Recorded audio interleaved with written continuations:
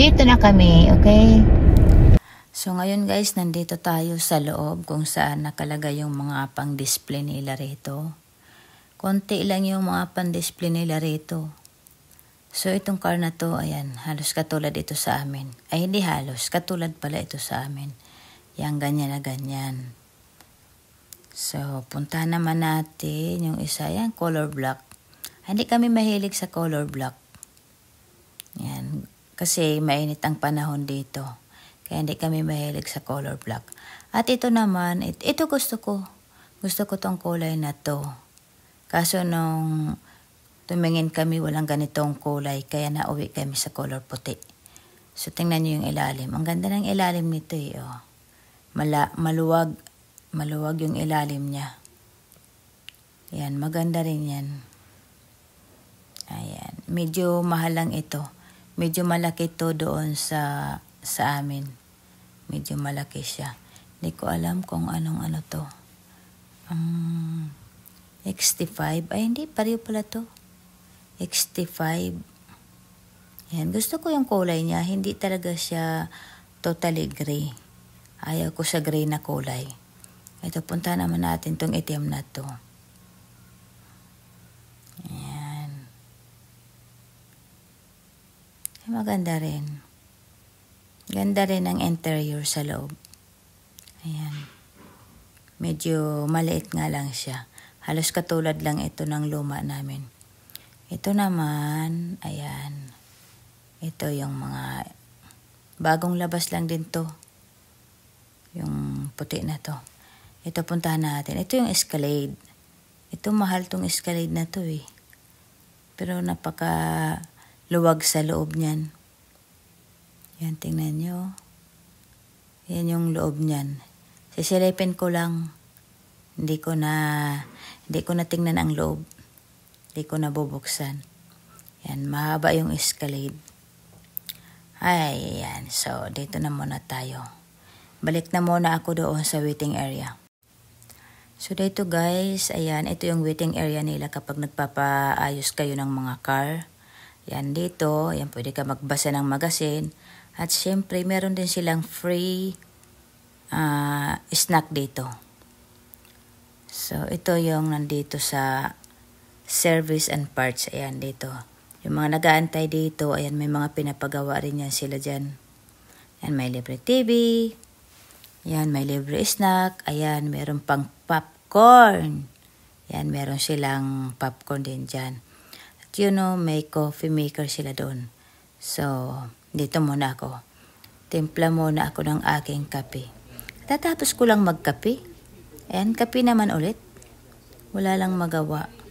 Okay na rin yan kaysa mag-antay. Magkakape na lang muna ako rito. Maraming mga choices oh. Yung favorite kong cappuccino.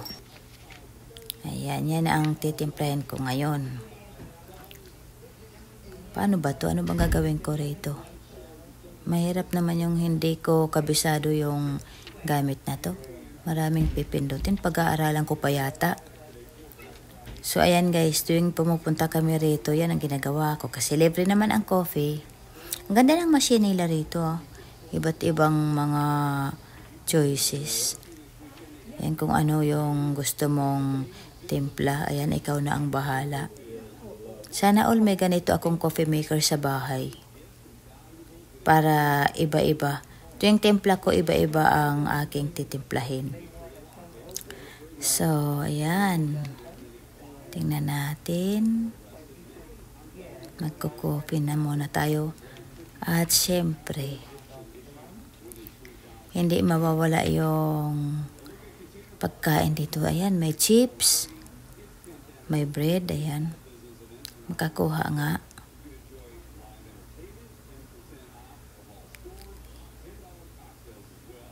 Ayan. Yung aking asawa, busy siya, hindi siya nagkakape. Ayan, marami silang ano dito. Marami silang pagpipilian. Kompleto to, may coffee.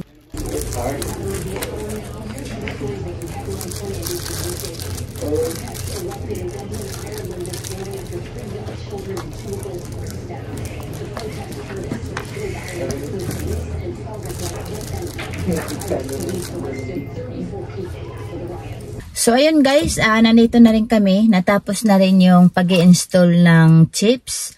Ayan, may chip pala. Ayun. Ayan, basta may chip na in-install dito guys sa steering wheel na to. Ano daw yun? Tawag doon? Yun bang... Diyan ka muna. Wait lang. Yung bang... ang in-install dito yung ano... Tawag doon, yung ano yun, parang pag nagda-drive ka magiging warm siya. Tapos ano, basta yun lang kasi nung binili namin, wala to pa, may sexy dito sa ano, ikaw magda-drive? Natatay pa ako. O di na doon. Madali ako nung isa eh. O dali na, punta ka muna doon, balik ka doon. Ayan. So, yun lang. Yun lang yung ano, ginawa namin doon. Okay? So, yung damage ng sasakyan, hindi pa talaga nagawa. Iba ang gagawa nito, hindi doon mismo sa dealership kung saan namin to binili. So, yun lang yung ginawa namin.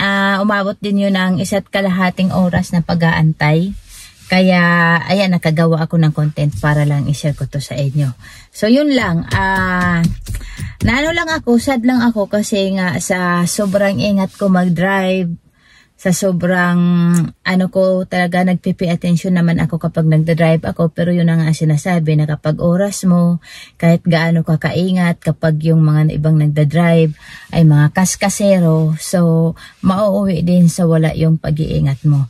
Yun lang, first experience ko yun na nag-drive ako mag-isa na hindi ko kasama yung asawa ko na ano, kumbaga na-experience ko yung ganong klaseng pangyayari.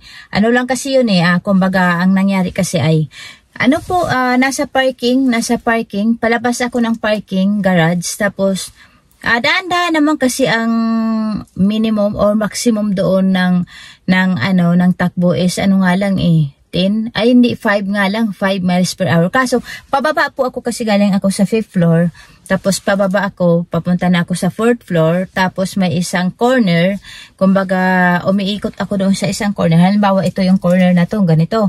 Tapos, galing ako rito, ganon. Tapos, paikot ako ng ganon. Yung bata dito siya sa corner, 21 years old dito sa corner yung bata, nakapark. So ako dito ako sa kalsada ay sa daan na to. Tapos paikot ako ng ganon. Tapos dire-diretso ako. Tapos nung pagdating ko dito, lumalagpas na ako. Pagdating yung bata hindi niya nakita, umatras. Pag-atras niya,